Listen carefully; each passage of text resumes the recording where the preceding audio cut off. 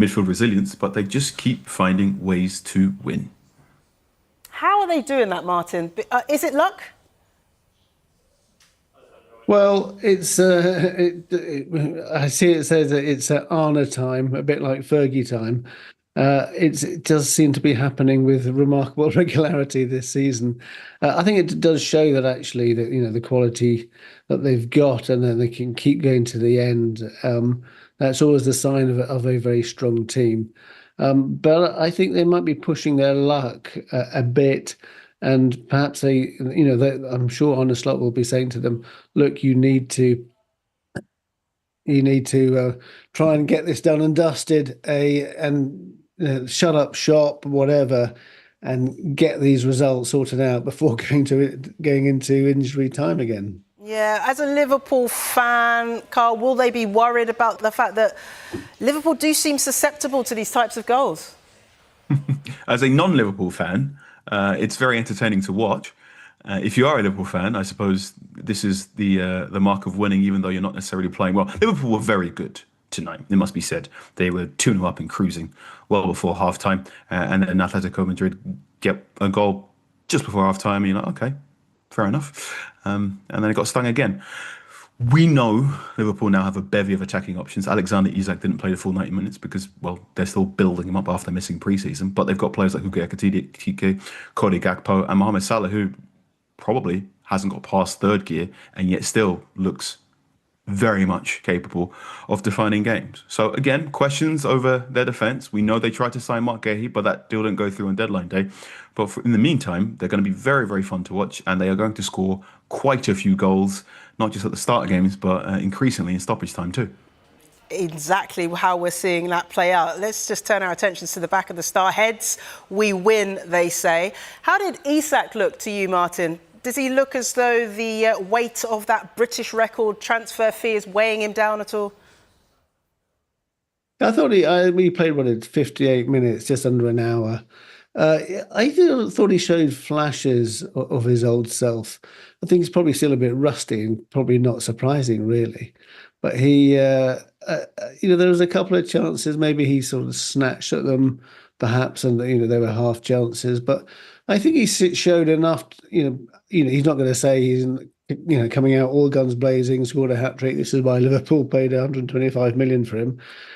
But I think we know how good he is from previously with Newcastle, and he's not played for a very long time. So I think I actually thought he did pretty well with all that. It must be a weight of expectation, and I think there'll be enough. Liverpool will be happy enough, I think, with his what he provided tonight and his contribution. Yeah, solid debut for him. I'm interested, Carl, in how Arne Slot will manage his expectations in Alexander Isak, but also, playing alongside Salah, Ekitike. They can't all play at the same time. How is Ekitike going to manage that dynamic?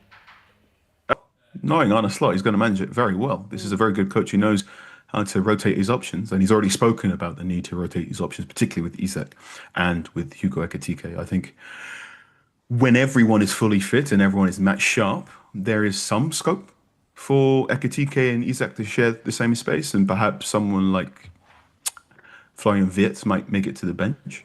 But at the moment, it truly is a bevy of attacking riches, a gluttonous array of strikers, and a nice problem for a football manager to try and solve. Yeah, and I bet you Everton, who are up next for Liverpool, cannot wait to deal with that attacking talent in the Merseyside derby on Saturday. OK, we're going to stay with the Champions League and get to Chelsea. Not a night for them to be celebrating as Liverpool were. They were beaten by... who were they beaten by? Bayern Munich. That's who they were beaten by. It was so exciting that I forgot who I was talking about. Chelsea against Bayern Munich in Germany. A brilliant match for Harry Kane, 2 goals for him. We saw a bit of a cameo as well by Nicholas Jackson against his parent club towards the end. But I have to ask you, Martin, about the aftermath of that match first, because the manager... In fact, let's talk about Kane first. Harry Kane first, because he was so impressive, wasn't he? A penalty and a well-taken goal. Him and Elise, how impressive were they in this match? Yeah, I think, Elise particularly was just about untouchable. He really had Chelsea, Cucurella, particularly in all sorts of problems. I think Kane. I mean, we know how good he is and how clinical he is. And actually, Chelsea were a bit, they came into this perhaps thinking, we're Club World Cup winners, doing pretty well in the Premier League.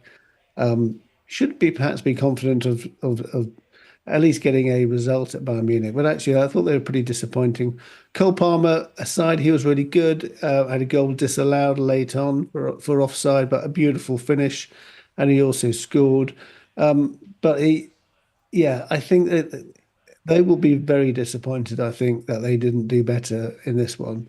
Bayern Munich very comfortable. Harry Kane won a good penalty, took it himself, and then capitalised on a Chelsea blunder to put Bayern like 3-1 up, and basically.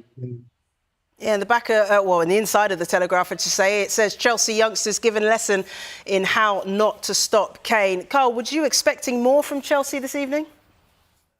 Yes and no. Look, this is match day one of a Champions League campaign.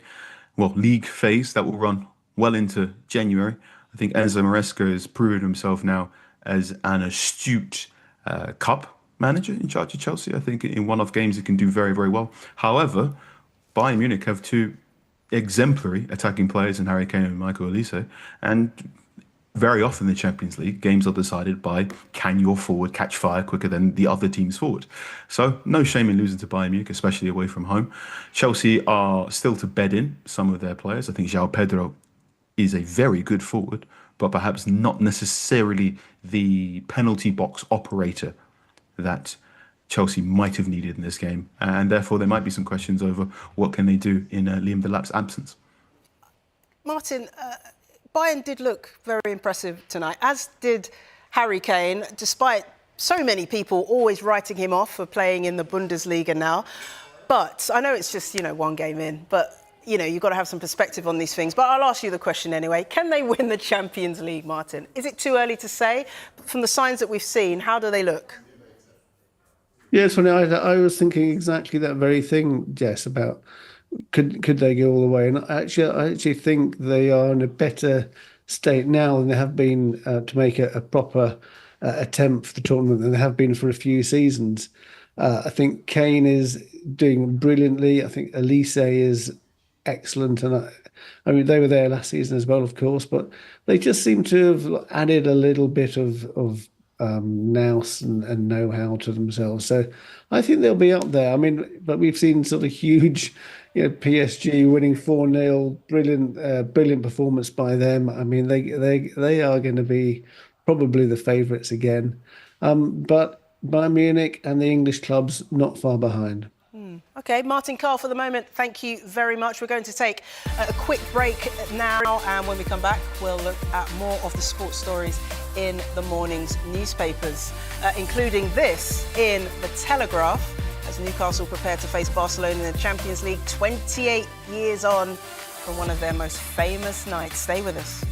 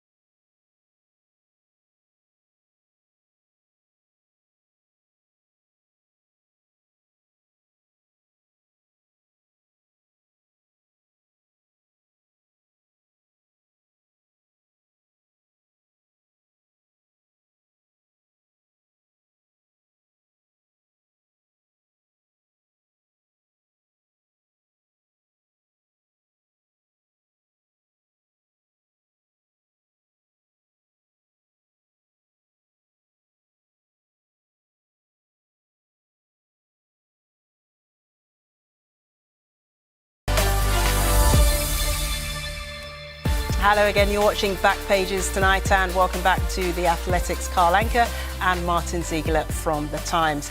Let's head straight to the back page of The Mirror. We're going to preview Newcastle taking on Barcelona in the Champions League. What a matchup that is. As you can see their headline there, Eddie using Sir Bobby to inspire Toon. Carl, I feel like this is a massive opportunity for Newcastle to prove that they deserve to be up there with the big boys. Absolutely. I'm sure Eddie Howe and everyone there you go, there's a flub, at Newcastle United will be ready to take on Barcelona. Eddie Howe's turned Newcastle into a very robust counter-pressing unit, not too dissimilar from Diego Simeone and Atletico Madrid, which should suit European games. They don't mind sort of giving you possession and then nicking off you in high areas. So I'm very much looking forward to this match. I'm very much looking forward to see how Bruno Guimaraes and others will get on. And also really excited to see how Marcus Rashford does on his return to English football. Well, football in England, I should say. Yeah. Martin, we have to look back at the history of Newcastle to that match 28 years ago where Tino Asprilla hit a hat-trick in what was one of the most famous nights in Newcastle's footballing history. I mean, how much will that inspire the players going forward? And in fact, Asprilla is going to be in the crowd at St James's Park as well. Yeah, that was probably a high point of Asprilla at Newcastle at that time. That was an incredible night. Even I'm sure non-fans remember it very, very vividly because it was incredible, that game. I actually think Newcastle will be more inspired by what they did against PSG last season. When they came to St James's Park, because we're talking about a club with a huge, intense support. I think probably one of the best atmospheres in the Premier League. And when you go there as a European team, I think you're up against it. And we saw when they played PSG, basically anything can happen. And I think it's going to be a test, though, how they're going to cope without Isak. That will be an interesting one. And also, Eddie Howe will be thinking they need to, if they can get a good result now, that will set them up pretty well for the challenges they have ahead. And they've got some pretty big challenges. They have. And for Barcelona, we've had it confirmed that Lamine Yamal will not be part of the side. How big of a loss is that for Barcelona, Carl, and how big of a boost is that for Newcastle? Oh, it's massive. Lamine Yamal is probably going to be top 3 in the Ballon d'Or voting when that occurs later this month. And he is the de facto ruler of that attack. The ball very often is fed to Lamine on the right-hand side, and then he looks up in the final third and he decides what happens next. Without him, there are very, very good options. Rafinha, Lewandowski, Marcus Rashford, Ferran Torres, but it doesn't quite have the same zip. It doesn't quite have the same devastating crossing ability of Yamal, which is ridiculous to say about a player who's still only 18 years of age. So Barcelona perhaps not at their strongest, but still have very, very, very good players. I'm very excited to see how Hansi Flick will set his team up, particularly how this high line might work up against a Newcastle team that should relish playing against a team that pushes up onto them. Man City also in Champions League action as well. They face Napoli. Let me turn our attentions to the back page of the Metro, where Guardiola says he's in no rush to reunite with unique Kevin. This is Kevin De Bruyne. He's only just left the club, only just got out the door, Martin, and he's coming back to the Etihad. I mean, what do you expect from Kevin De Bruyne in terms of performance? Will that be that added incentive against his old club, do you think? Yeah, it's one of the quirks of the Champions League draw, isn't it? When that came out, and then it became the first match. I mean, Man City fans will give him a huge welcome, I'm sure, because he was such a sort of talismanic player for him. But he started off really well for Napoli in Italy, in Serie A. Scored. It was on the score sheet at the weekend, and very, very.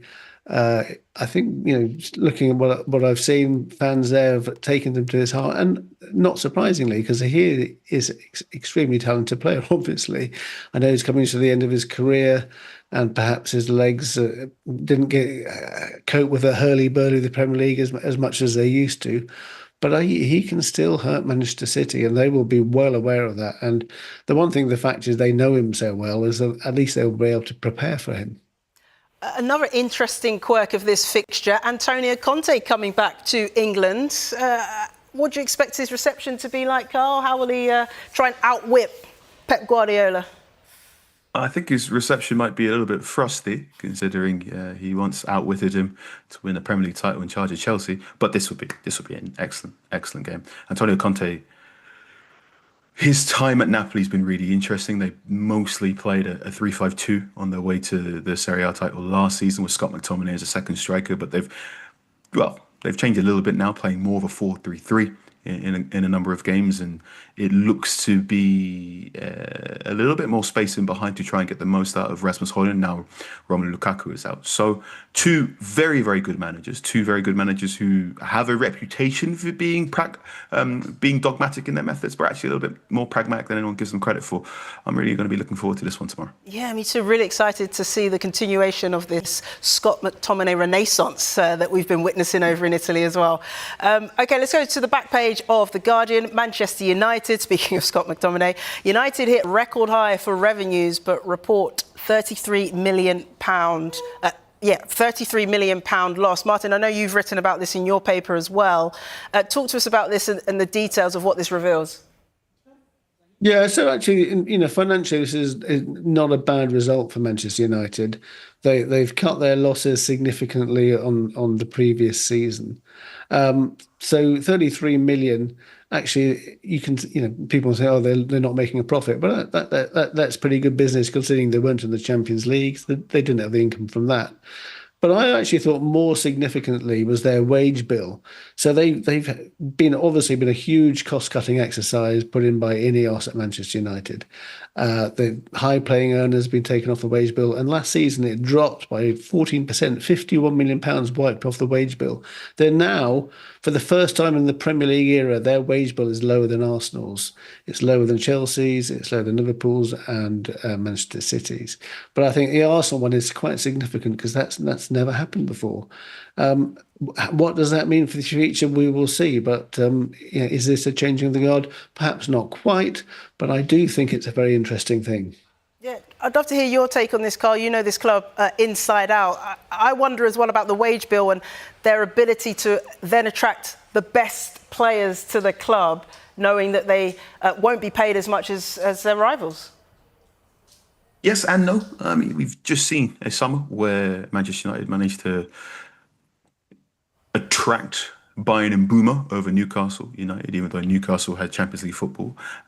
So while wages are always there, Manchester United will remain a heavy hitter in European football. I think United's EBITDA, sort of the earnings before everything is taken away, shows that they are.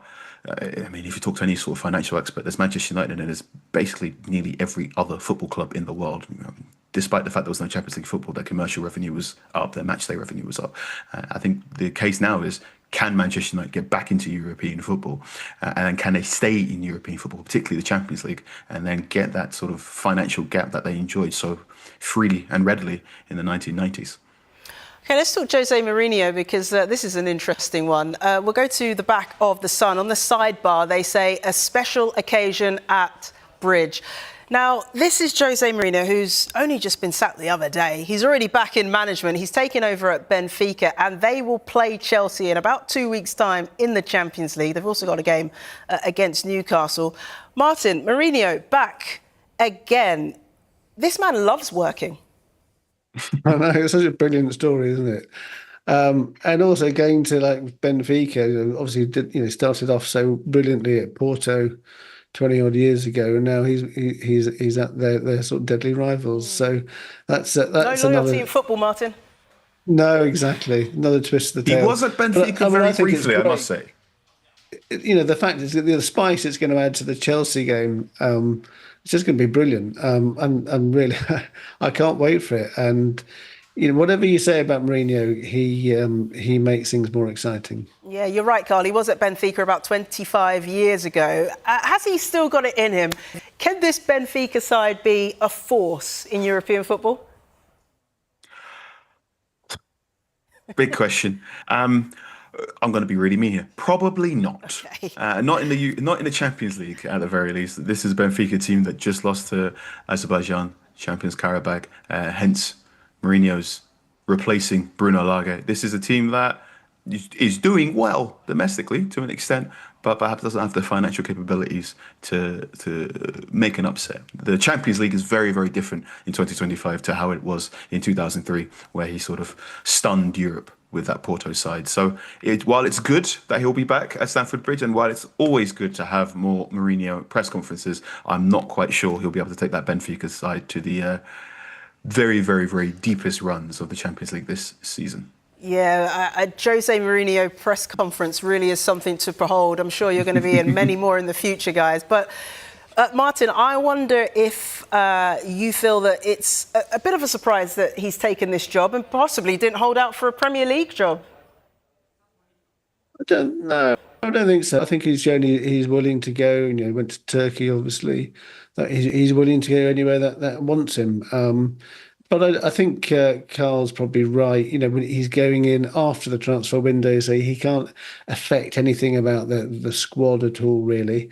So he's having to work with the players he's already got there. That's he's good at that, but it's a big ask. And so if he can stay there, until the next summer, then perhaps he'll have more time to develop his own particular brand of player and playing style. But I'm sure he'll give them a boost, whatever. Okay, let's move away from the football just briefly then and touch on the World Athletics Championships. Britain's first medal of the competition so far, and it's gone to Jack Whiteman in the 1500 metres, missing gold by 200ths of a second. But Carl, he says this feels like gold after a couple of years of really frustrating injuries. Absolutely, yes. He also said he ran a perfect race. And I think this is, after his previous triumphs in the 1500 and his injury issues, I think the post-match, sorry, my apologies. The post-run interview was very much of an athlete who understood he left everything he could out there on the track and he couldn't do anything better. And therefore, silver is its own reward. So congratulations to him and all the best. Yeah, hopefully it inspires more medals for Team GB. They're out in Japan. Carl Anka, Martin Ziegler, thank you for joining us on Backpages. If you missed any of the show, there's another chance to see Backpages tonight at hour. Show's also available at a podcast as well. Just download Backpages on Apple, Spotify, or wherever you get your podcasts. And you can join us again on Thursday nights when our guests will be Jonathan Liu and Miguel Delaney.